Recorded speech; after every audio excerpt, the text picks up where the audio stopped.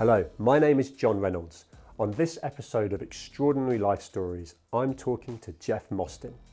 Jeff is known throughout the whole of the football community, having been chairman of AFC Bournemouth Football Club until earlier this year. Jeff's story is incredible, from saving AFC Bournemouth from potential financial disaster to guiding the club to the summit of English football, playing in the Premier League. I know Jeff personally as a friend. For a relatively small stature, he has an enormous heart and the warmest of personality. I want to know how someone just so lovely has been able to be so successful and so loved in the world of football that can be so cutthroat and brutal. I also want to know how Jeff has been able to manage the change of identity from chairman of the club for so long and what Jeff is doing now. Because the Jeff I know is not someone that has any plans on retiring anytime soon, if ever. I'm really looking forward to my conversation with Jeff. Jeff, welcome. Thank you. Tell me, who is Jeff Mostyn? That's a very interesting question. I don't think anybody's ever asked me that before. I think Happy Jeff, to be the first. Yeah, you know, you're always the first with questions. I think Jeff Mostyn is a humble individual that has had a very strange journey from childhood to where I am now. But I like to think that I'm, apart from being one of the most emotional people that God's ever put on the planet, I like to think I'm a good person that inspires others. And certainly in my time at the moment, that is something that's very high on my agenda. Yeah, it's an emotional time for you. I'm going to come back to that. I want to go back to Jeff growing up. What did you want to be when you were growing up? Well, I wanted to be a footballer. I think it was all I knew, and probably, you know, without even thinking about it, almost subliminally, you know, it actually took me into the world of football many years on. Yeah. Unfortunately, I played for the school, I played for the county, never good enough to be professional. Right. But I got as far as I could, and I had, you know, my ambition. And within ambition, you have to know your own limitations, and I certainly knew mine. That's interesting. So actually, in context, you could see that there was a major ambition and a desire to be a footballer, and you didn't achieve that. But you pivoted to ultimately become involved in football. Tell me about that journey. How did that ultimately happen? Well, I think the journey sort of started again. People have said subliminally, you know, when I was young, I didn't go to school. For the vast majority of the time, I've often joked with people, you know, to say that I left school at 15 with no qualifications other than a degree in truancy. But the issues were surrounded by bullying, and it wasn't something that I wanted to tolerate every day of my life. And as a very keen football fan, I used to go to football grounds and collect autographs, predominantly Manchester City, Manchester United. I'm born and bred in Manchester. And then when I collected the autographs, I used to go into school to sell them in order to get enough money to go to the matches. And when I went to the away matches, I used to collect programs, go back into school and sell the programs in order to get enough money to go to the next match. So there was a businessman and entrepreneur right there with a drive to get to football. And yet at the time, it was something that came naturally to me. So I had no idea that, I mean, I don't think the word entrepreneur was part of anybody's vocabulary. You know, when I went to school, you know, we're now talking about when I left school at 15, that was in 1960. Right. Interesting because you weren't inspired at school and you were running away from bullying, and yet then you very much channeled the entrepreneurial side that we understand that is now into business. And business is what got you into football, got you into your beloved AFC Bournemouth. It's one hell of a story, and I'll let you tell it. Yes, I think that, you know, from, you know, we've just sort of concluded at, you know, the age of, you know, 15 and start the journey again. Yeah. For many years, I was a little bit of a, you know, Jack the lad, selling anything that I could, you know, make some money on, you know, whatever it happened to be. But I think, you know, I enjoyed the journey of life. You know, some people went to university. I probably went to the street university, you know, where I learned to be able to... The University of Life, absolutely. Where I learned to be able to communicate, you know, with people at all levels. And eventually, as I already alluded to, you have to grow up. And round about the age of sort of mid-30s, I decided to study finance. because a lot of my friends were financial advisors. And I proved that I could study even at a later age. Became a fully qualified financial advisor, and in 1988 I set up a business with two partners from a previous business, where we were all directors of the previous business, but probably ministers without portfolio, because along with the staff we weren't being paid a fair day's pay for a fair day's work. Right. So in 1988, we started our own business, providing financial advice to members of the armed forces on a global basis. And over the next 25 years, we became, one of the leading independent brokers providing financial advice to members of the armed forces. And this gave me an amazing amount of joy and pride, because to be allowed inside the wire, whether it was in the United Kingdom, whether it was in Cyprus, Hong Kong, Germany, Northern Ireland, throughout the Troubles, we were providing a service for people who really deserved it. Members of the armed forces.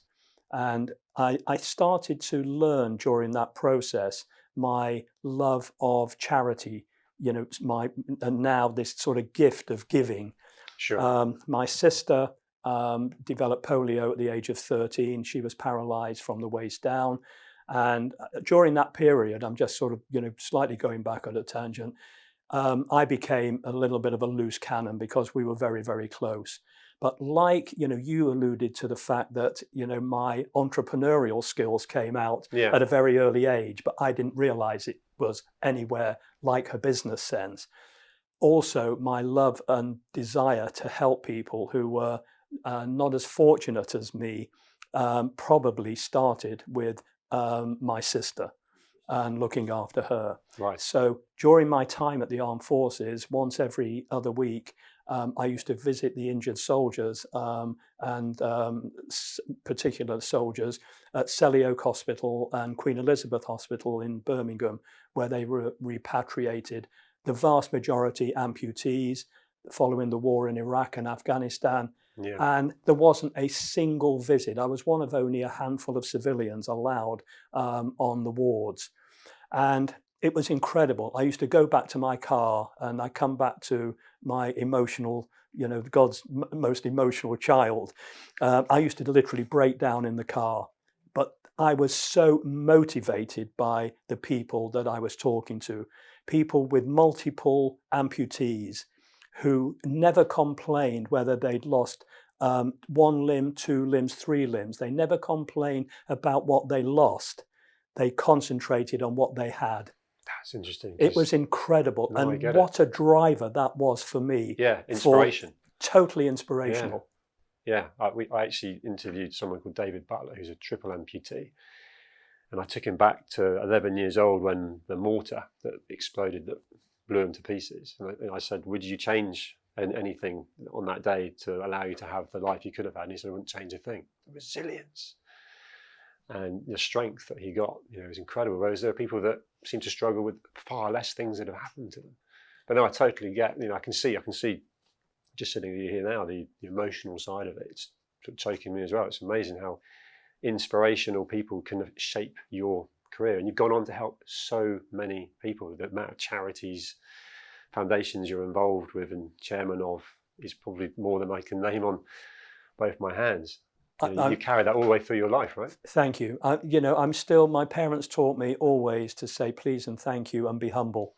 And I've never got above my station. I bless them both, and I'm sure they're looking down on me now and making sure that I remain humble, because if I wasn't, they'd be throwing bolts of lightning down just to remind me, who I am.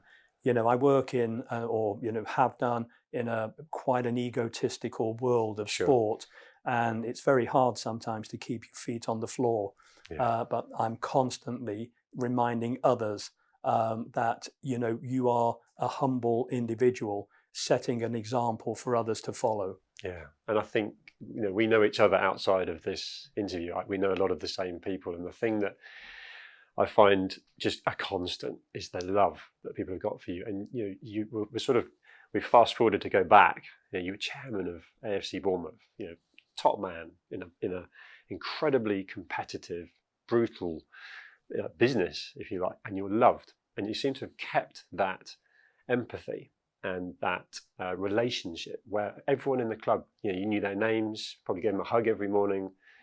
How have you managed that? How have you managed to be humble and someone that's so loved in such a brutal environment? Well, I think, again, it comes down to being grounded and respecting everybody that you work with.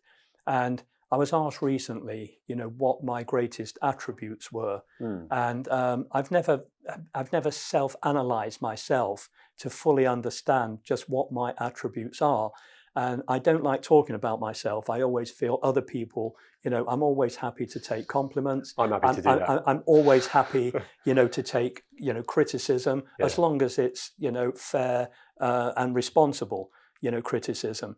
But I think God gave me two gifts. First of all, he gave me the greatest amount of enthusiasm that he ever gave anybody on the 21st of September 1945 when I was born. And he also gave me this uncanny ability to make the vast majority of people that I meet feel special. You can't be everything to everybody. So that's why I say the vast majority. And I think that during my tenure at the football club, in particular as chairman, I try to go to every department every day and tell people how valued they were and make them feel special. Of course, you can do this at AFC Bournemouth with respect. We're not going at Old Trafford or the Etihad or the Tottenham Hotspur Stadium where, it would take you a week to get round every department. Sure. We have an intimate group of people and we're a family community club. Yeah. And I get so much thrill out of making people feel special. Even now, on a match day, when I'm approached by supporters, they get the great Jeff hug. And it's something that I love doing because I know the thrill that it gives them as well as the thrill that it gives me. Yeah. And I'm honoured, humbled and flattered when people come and want to talk to me. Yeah. As opposed to they think it's special for them. Yeah, and I've had conversations as random as, because we obviously don't live too far away from each other, and I had something that needed fixing in the house. The plumber came round, and somehow in conversation it came up that I was interviewing you, and the guy could not have gushed more about just what he's done for the club and so on. But then it was Jeff. It was about Jeff, and what I'm interested in is that you said we then, referring to the club. You're still a fan. You're still part of the club in some way as well, but you're not the chairman anymore.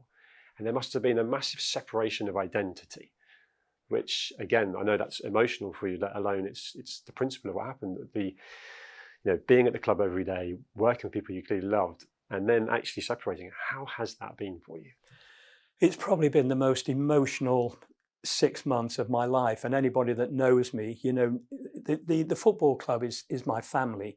It always will be, along with, my wife, who has been, Rosie has been by my side. We've been married 42 years, but every single step of the journey at the football club, she's hosted every match that we've ever played at the Vitality Stadium, in the boardroom with me, making people feel special. It's like people are visiting our house. Right. So suddenly, when the new owner, Bill Foley, took over, he made it quite clear, and obviously it's his prerogative, and I fully understand, investing so much money, he would want to be the chairman of the football club. And there was some irony that probably the only casualty, in the takeover was going to be the chairman, because there could only be one, and that just happened to be me.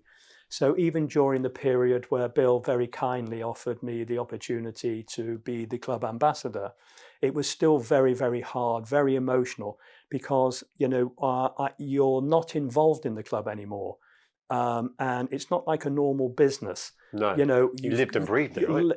Every single day, 6 days a week. I remember Eddie Howe saying to me, Chairman, aren't you having a day off? You travel with the team to every away game. Sometimes, Rose and I were the only two representing the club at various games. The players are off, hypothetically, on a Monday. Why are you in the football club? And what would I do at home?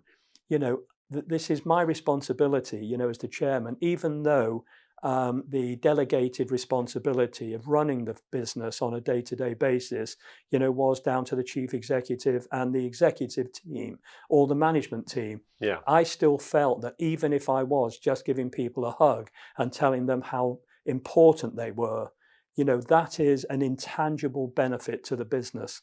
And I use the word business because people often mistake us for a football club.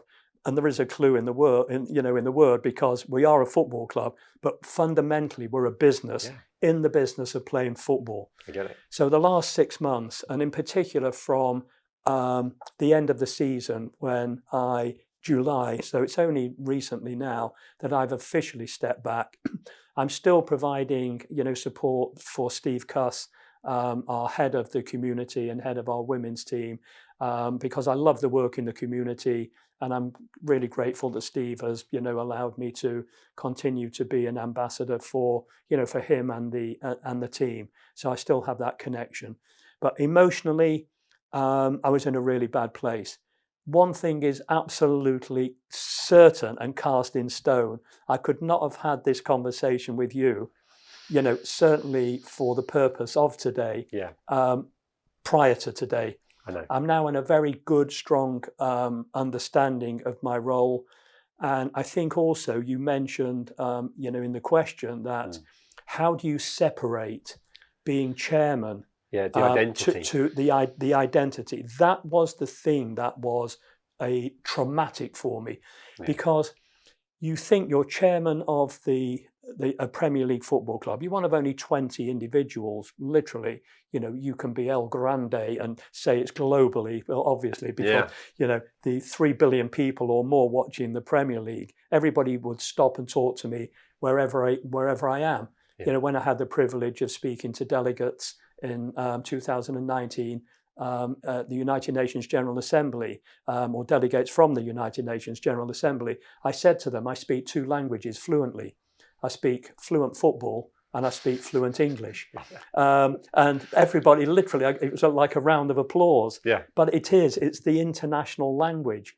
So now that I'm no longer chairman, who am I? I could come back to the first question that you asked me and ask you, who is Jeff Mostyn? I'm not going to. This is your baby, not mine. So, but that is a reality of having to try and find my identity. And I won't name names, but a very prominent person in football, had the privilege of joining at the Qatar World Cup, said to me, amongst his peer group, which was the managers, and he identified, these are not your peers, these are my peers. They love you, not because you're chairman of AFC Bournemouth. They love you because you're Jeff Mostyn. And it was a moment that it was like a whole weight had suddenly come off my shoulders, and thought, oh my God, people are still going to talk to me. They're going to seek my advice. They're going to want my support. And the fact that I'm no longer chairman of AFC Bournemouth is absolutely irrelevant. It's the person that I think they admire and respect, or I hope so. Once again, I'm only talking about the vast majority, because you're always going to get, people who dislike you for who you are, what you stand for. And that's everybody's individual prerogative. That's why life is so exciting at times and difficult at others. I'm so glad whoever it was that said that clearly had some influence, because if you needed to hear it, I'm glad you did. And if you had asked me, it would have been very little about football and a lot about Jeff. It was an exorcism. And what you've got there, I mean, I can only empathise and imagine from the players, and not just football, right? Someone in Formula One that's been cheered and adulation for 15 years, and then they stop. It must be a really difficult thing to separate. And of course, there is also the element of how much time and effort have you thought about what you're going to do next. We're actually filming in the Jack studio, JAAQ, Just to Ask a Question, the social media mental health platform. That whole mental health space that we're kind of talking about here, what do you think of Jack? I absolutely love it, and adore it. And, I was honoured again and flattered that, you spoke to me and asked if it's something that I would champion. And, this stems from my time at the football club. So as chairman of the football club, I was also the board equality champion. And I know when we got our advanced equality standard from the Premier League, Garth Crooks was the chair, and he said in all the years that the standard that he has been chairing the standard and the awards, that I was the only Premier League chairman that had actually appeared with our group in front of him, and that showed my passion for equality and EDI. Equality, diversity, and inclusion just flow from me, and I loved the fact that I could make an influence or become an influence at the football club and the community, championing it as chairman of the football club. I now know that I can carry on my work just having stepped back. And what I understood about Jack, I mean, it's incredible, isn't it? When you actually think about mental health, what is mental health? It's just, sometimes it's a word that is used in vogue. People actually will, use it as part of their current in vogue vocabulary that we champion mental health. It's a tick, I mean, in every walk of life now, sport in particular, compliance rules. So let's tick that box, But what is it? And probably until I got involved in Jack, I had very little or no idea of the difficulty, hypothetically, that whether it was women suffering from menopause, where would they go? So let's Google menopause. Here we are. We've got 61,000 hits. Which one of those do you choose? Which one's reliable? And reliable, exactly. So first of all, you have to choose one, unless it's been referred to you. As you say, is it reliable, unreliable? And then suddenly, right out of the blue, this dream, where you can just, Google Jack. And within that, you will have the greatest panel of medical experts, but not only that, people that you can relate to. It's not just celebrities, it's not just A-list people, it's people like you and me who have suffered various issues during their life. In my case, I could talk about bullying and the effect it had on me, and people will, take that on board. You're not alone. So whether it matters or it doesn't matter, the fact you're not alone, that lifts a certain percentage of fear that you're in this little bubble alone and nobody cares. And then, of course, simultaneously, you're able to get advice from people who you should listen to. These are the consultants, the physicians, who are experts in their field. So it's a one-stop shop. For me, it's the Google of the future. No, you've articulated that so well.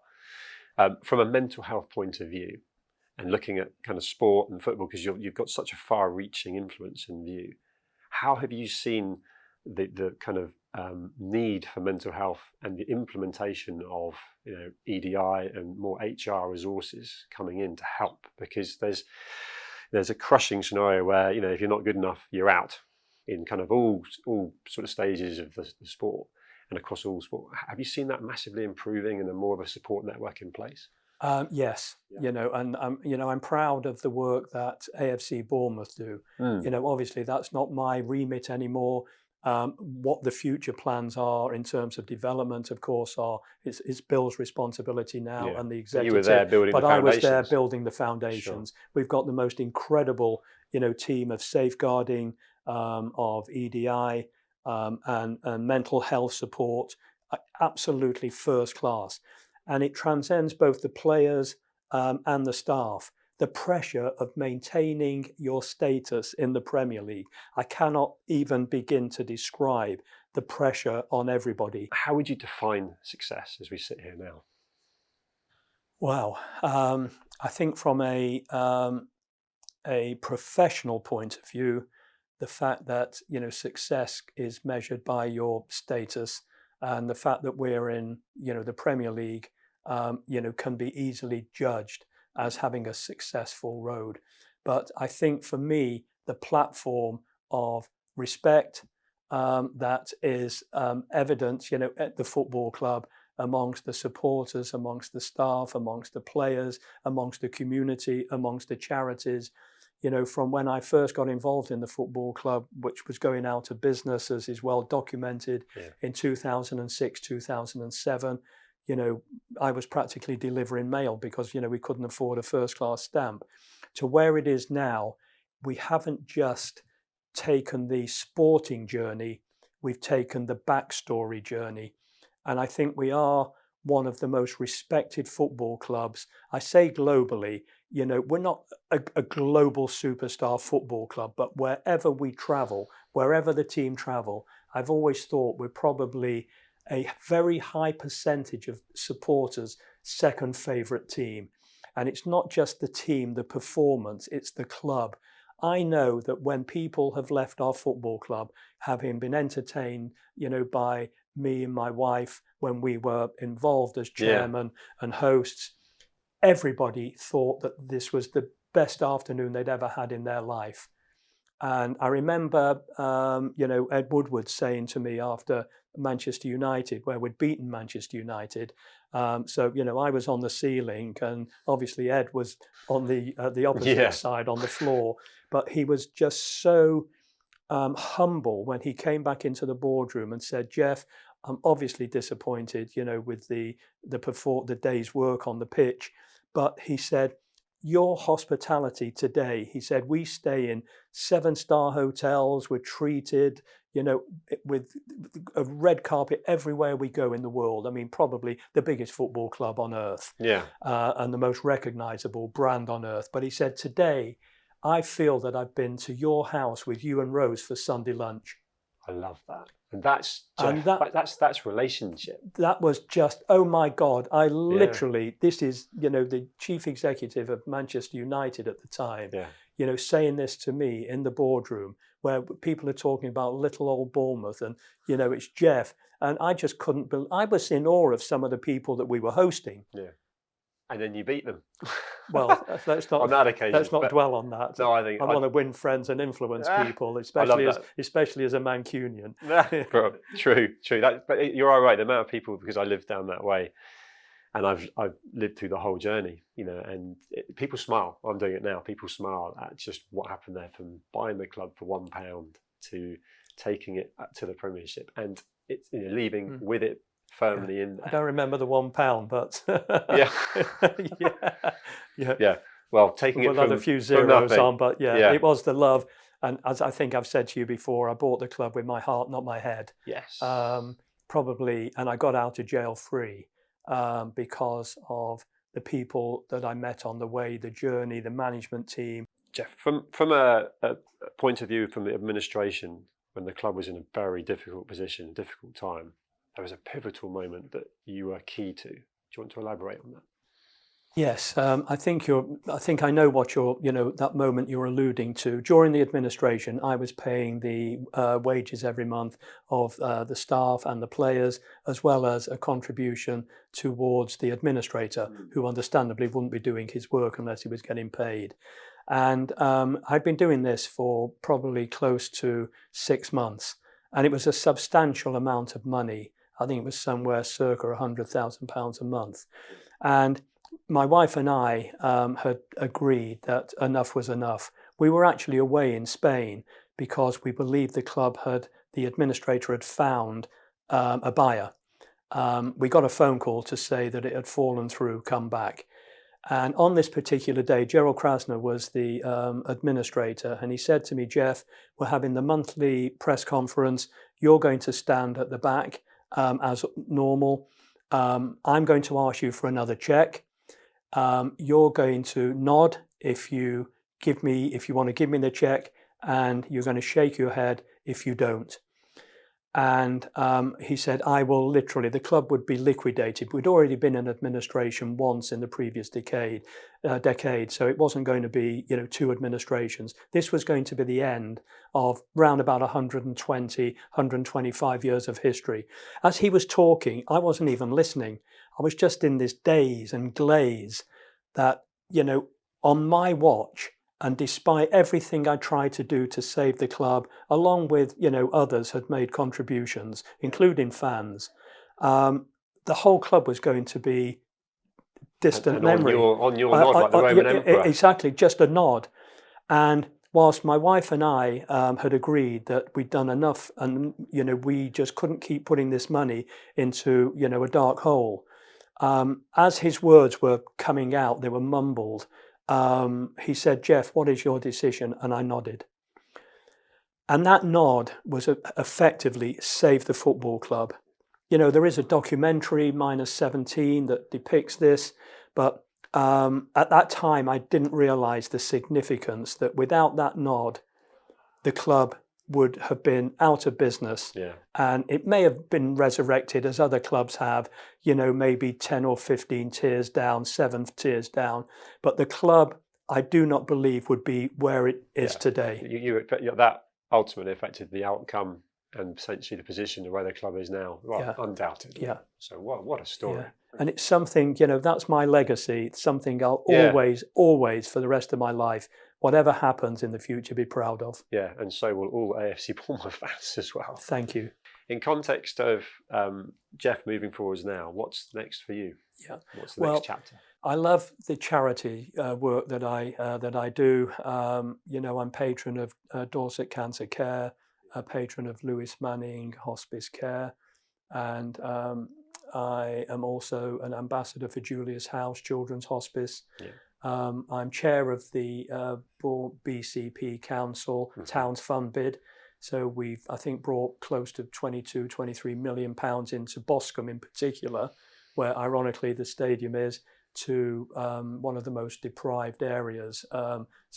Trying to deal with deprivation and put something back into the town is something I love. I love my public speaking. Yep. I love telling the story, you know, which sort of circumnavigates and encompasses my life, the business, and the football club. I think they're all interrelated. I think the football story itself is one of the greatest stories ever told. I'm agreeing. Yeah, thank 100%. You. I'm obviously biased. I remember the first words that came out of my mouth. I don't know where they or how they came out, but after we were promoted on that, you know, famous night, it was, you know, mathematically certain we were going to be promoted. We didn't know whether we would be champions until the week after against Bolton. And, you know, I had a microphone put in front of me by Tony Husband, I think it was, for BBC South Today. And he said, "Jeff, you know, what does this mean to you?" And I just said, if Hans Christian Andersen could ever have written a fairy story about football, this is the story. This is the night. It's the greatest story ever told from a football club that was -17 points in Division 2, that survived with only 15 minutes to go of the final match. We didn't even get into positive points till after Christmas. Yeah. To then, 6 years later, get into the Premier League.